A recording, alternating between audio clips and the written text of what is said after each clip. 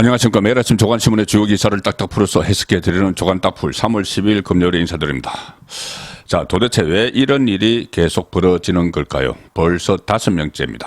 자, 조선일보 일면 톱 기사입니다. 이재명 전 비서실장 자택서 숨진 채 발견 또 일어났습니다. 성남시장 그리고 경기도지사 시절의 비서실장인데 경찰은 극단적 선택으로 지금 추정을 하고 있습니다. 이재명 관련 인물 중 5번째 사망. 이재명 대표의 경기도지사 재임 당시 초대 비서실장을 지냈던 전형수 씨.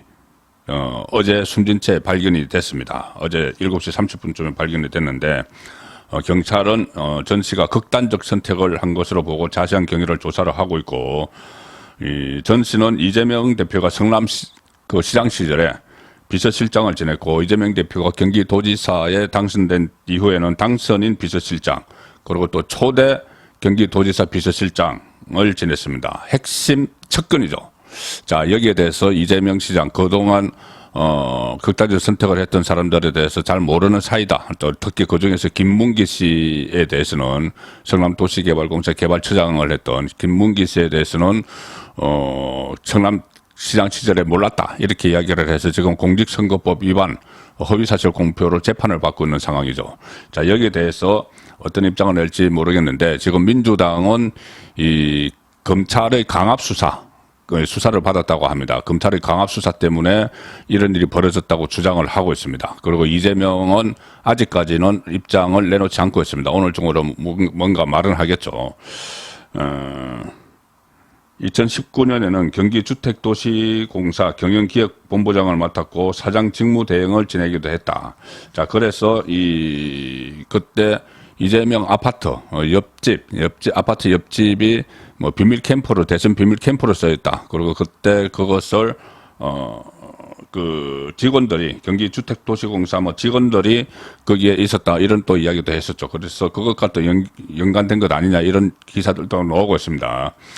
전 씨는 검찰이 지난달 이재명 대표에게 구속영장을 청구했던 구속영장 청구가 3가지였죠. 대장동 그리고 위례신도시 또 하나는 성남FC 후원금 의혹인데, 자, 성남FC 불법 후원금 사건과 관련해서 이재명 대표가 제3자 뇌물 혐의를 받고 있는데 거기 공범으로 지금 입건이 된 상태입니다. 이 극단적 선택을 한 형수 씨가 공범으로 입건된 상태고, 또 그때 김성태 전 쌍방울그룹 회장 서로 이재명과 모른다고 했다가 김성태 전 회장의 모친상에 비서실장을 보냈다. 그런 말이 있었죠. 그때 갔던 비서실장이 바로 전형수 씨입니다. 이재명 쪽 관계자는 검찰 수사로 많이 힘들었을 것이다. 이런 이야기를 하고 있습니다. 자, 지금까지 이것은 검찰 수사 때문에 그랬는지, 또 다른 뭔가 있는지 그 부분은 또 가려내야 될 부분이 됐고, 이재명 어떤 입장을 밝힐지도 지금 지켜봐야 됩니다. 이재명 대표 관련해서 지금까지 숨진 사례는 전 씨를 포함해서 5명입니다. 유한기 전 성남도시개발공사 개발사업본부장, 검찰 수사를 받던 중 아파트에서 떨어져 숨진 채 발견이 됐고, 또 김문기 대장동 개발의 핵심 실무자죠. 김문기 또 극단적 선택을 했고, 또 선거법 위반 사건과 관련해서 변호사비 대납 의혹을 제기했던 이모 씨, 또 모텔에서 숨진 채 발견이 됐고, 작년 7월에는 이재명 대표 부인 김혜경 씨의 경기도 법인카드 유용 사건, 거기에 배모라는 사람, 배소연 씨죠. 배소연 씨가 연루가 되어 있는데, 그 지인인 40대 남성이 또 자택에서 숨진 채 발견이 됐죠. 그때 보안사 출신. 자, 그래서 지금 5명이나 이런 극단적인 선택을 했는데, 자, 이재명 어떤 입장을 낼지, 또 경찰이 수사를 해서 무엇 때문에, 또 지금 유서 같은 것은 아직 공개가 안 됐습니다.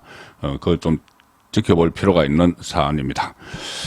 이재명 대표와 관련한 미스터리한 일들은 여기저기서 계속 불거지고 있죠. 이번에 소개드릴 기사는 스파이 변호사. 그때 가짜 변호사 얘기가 한번 있었죠. 이 유동규가 옥중에 있는데, 이재명 쪽에서 변호사를 보내는데 그것을 자기를 위한 변호를 하기 위한 것이 아니고 그러니까 가짜 변호사라는 것이 변호사 자격증이 없다는 것이 아니고 변호를 하러 온 게 아니고 염탐을 하러 왔다 그런 말을 한 적이 있는데 어제 유동규 씨가 법정에서 그 이야기를 꺼냈습니다.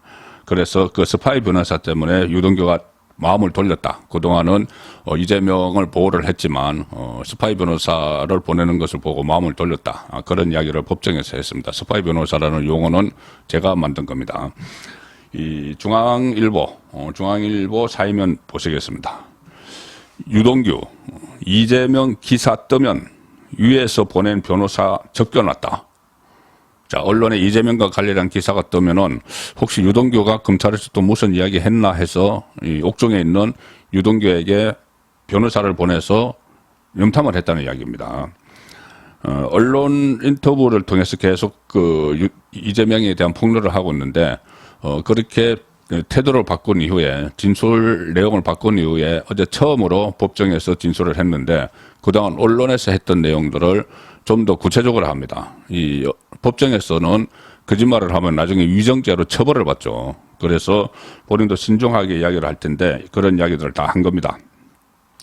어제 김용 정치자금법 위반 공판에서 정언으로 했습니다. 정인으로 나와서 내 변호가 아닌 정보만 캐러 온 것이다 이렇게 이야기를 했는데 이런 말도 했습니다. 2008년에 이재명과 인연을 맺은 뒤에 10년 동안 이재명을 위해 산다고 스스로를 세뇌시켰다.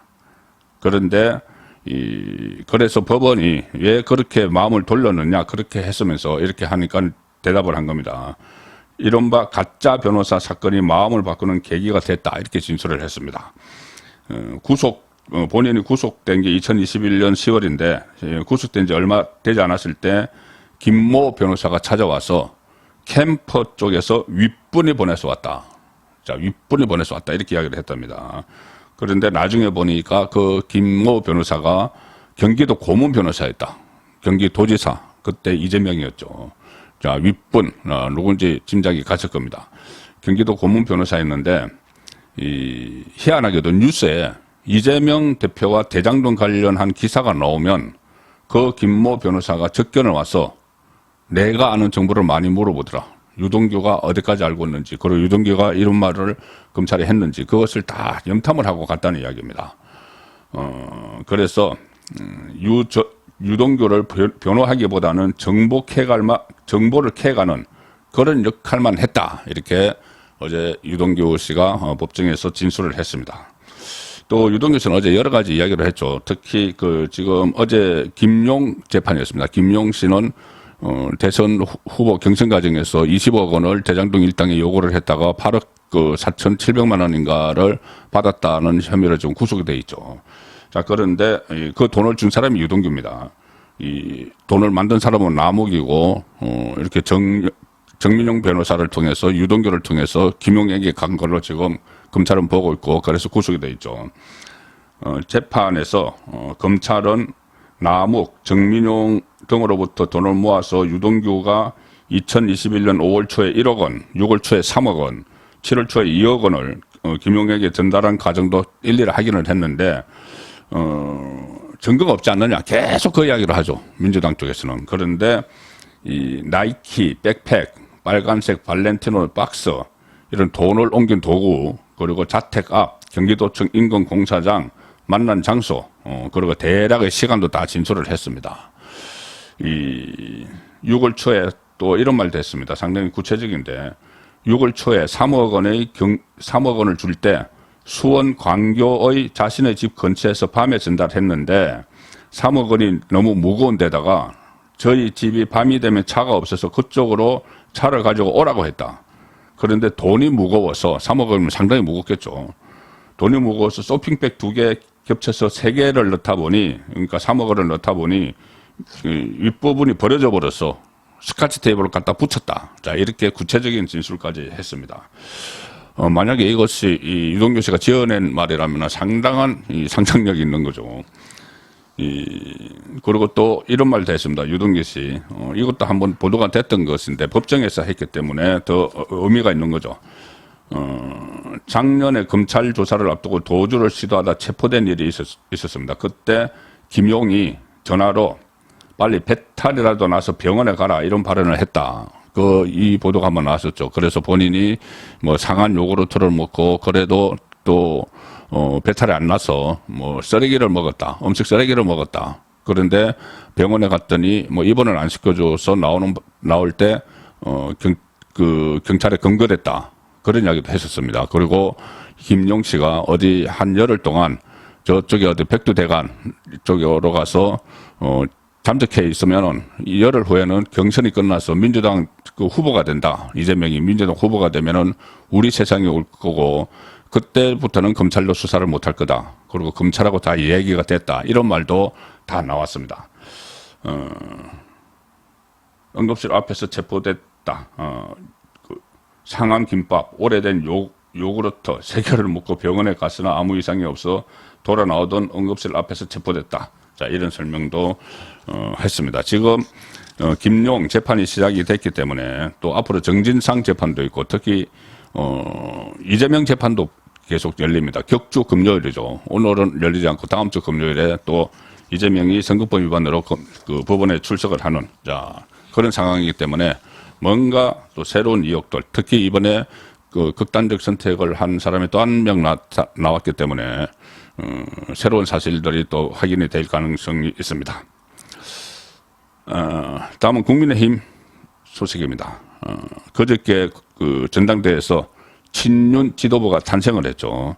그래서 윤석열 대통령 직할 체제로 갔는데 김기현 신임 대표 일단은 이 당정 일체를 강조를 하면서 그 일가를 업무를 시작을 했습니다. 자, 한국경제신문 정치면 보여드리겠습니다. 당정 일체 강조한 김기현, 윤석열 대통령 곤란하게 하는 것들은 다 제거하겠다. 자, 이준석 트라우마가 있는 윤석열 대통령 입장에서는 상당히 긍정적인 이야기죠.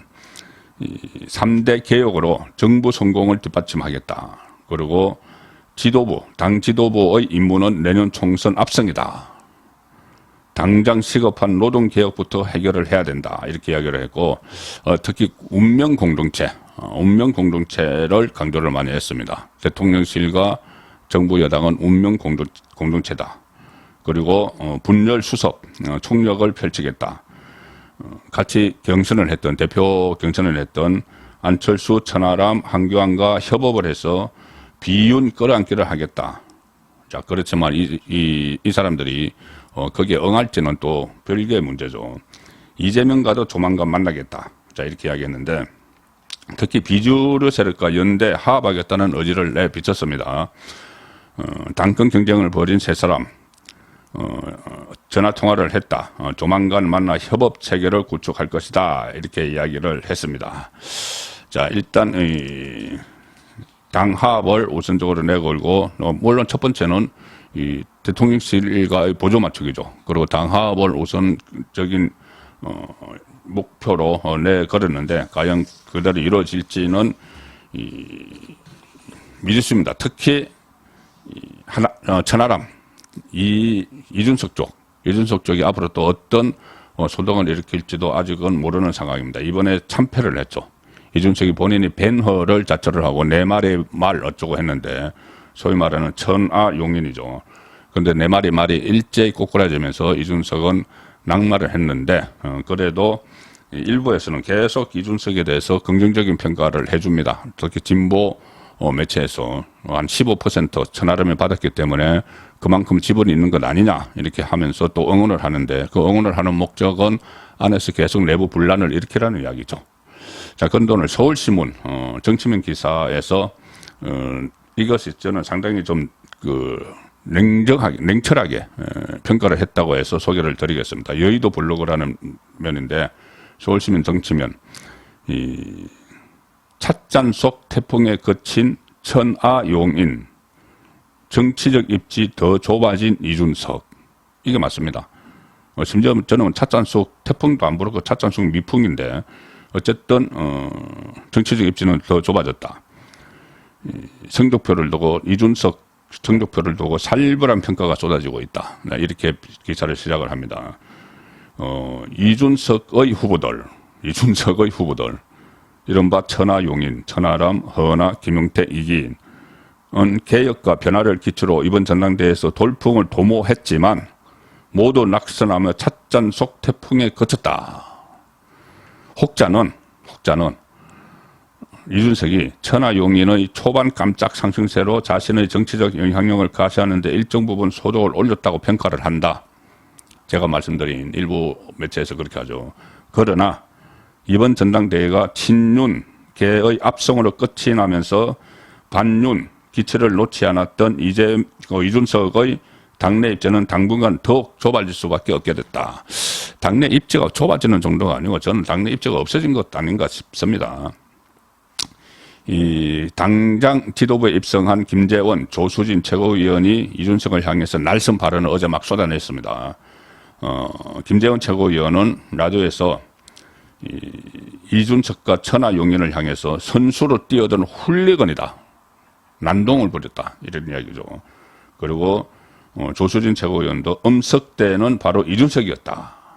우리들의 일거러진 영웅 이문열 작가 거기에서 이 주인공 일종의 물의 배인데 그것을 윤석열 대통령에 이준석이 비유를 했었죠.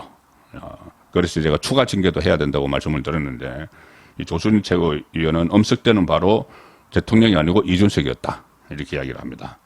또 이 기사 내용입니다. 그 다음엔 내년 총선 공천도 불안하다.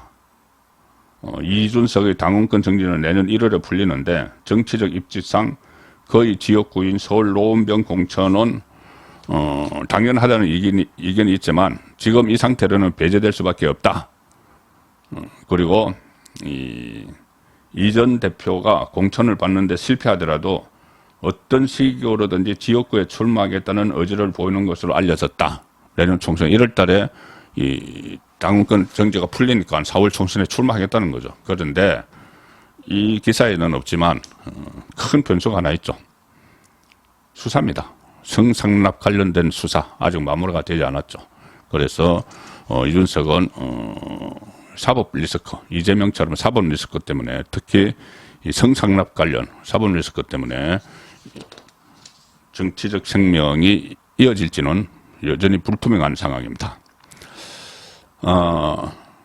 전당대회, 국민의힘 전당대회와 관련해서 이색적인 분석을 한 기사가 있어서 소개해 드리겠습니다. 이데일리 정치면 기사입니다. 제목이 이렇습니다. 민주, 김기현 당선, 내심 반기는 까닭은 민주당이 김기현 대표 체제를 내심 반기고 있다.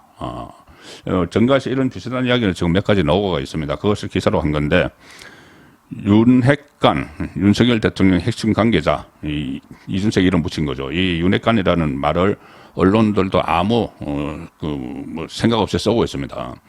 윤핵관을 자처한 김기현 대표의 등장으로 새로운 타깃이 생긴 것에 대해서 안도하는 부분이다. 새로운 타깃이 생겼다. 이재명 대표에 쏠렸던 비판이 울산 땅 투기 의혹을 받고 있는 김 대표에게 분산돼서 당 지지율 상승에도 영향을 미칠 것이란 분석이다. 경선 후보들이 이 울산 땅 문제, 김기현 대표의 울산 땅 문제를 제2의 대장동 이렇게까지 불렀죠. 원래 이것을 민주당에서 문제를 제기한 건데 국민의힘 경선에서 이것을 재생산하니까 민주당이 다시 그와 관련한 TF를 구성을 하면서 김기현을 공격을 할 수 있는 포인트를 딱 잡아놨습니다. 그 이야기입니다. 복수의 민주당 관계자에 따르면 김기현 대표 당선은 민주당 입장에서 최선의 결과다. 김기현 대표가 경쟁했던 안철수, 천하람 후보보다 훨씬 예측이 쉽다. 민주당 고위 관계자는 이렇게 이야기합니다. 원내대표 시절에 김기현 대표가 어떻게 정치를 하는지 봐왔기에 전략을 짜기 쉽다. 상대적으로 정보가 없는 안철수와 천하람 후보가 됐을 시 대응 방안을 찾기 어려웠다. 이런 이야기를 했고, 안철수 후보가 됐다면 민주당의 절실한 중도표마저 뺏겼을 것이다. 또 이렇게 분석하는 사람도 있습니다. 이 민주당 원내 관계자는 김기현 대표는 윤석열 대통령의 아바타가 될 가능성이 높다. 그래서 김 대표의 당선은 이 대표에게 땡큐다. 지금처럼 뭐 정부 여당과의 차별화 포인트를 가져갈 수 있다. 자, 이렇게 어떻게 보면은 이 아바타 이야기까지 하면서 김기현의 정치력은 대통령실에 복종할 것이다. 대통령실의 어떻게 보면은 주종 관계가 될 것이라는 이야기죠. 민주당이 그렇게 보는 겁니다. 자, 결국 이렇게 되면은 김기현 대표가 실력을 보여야지, 앞으로 실력을 보여야지 윤석열 대통령 아바타 이런 이미지를 극복하지 않겠느냐. 자, 그렇게 보입니다. 오늘 마지막으로 소개해드릴 기사는 이겁니다. 윤석열 대통령이 지금 3대 개혁을 하고 일제 강제징용 문제 해법을 제시를 했죠. 상당히 민감한 문제고 추진하기 어려운 건데 이걸 손을 댔습니다. 그리고 또 하나 손대는 것이 있습니다.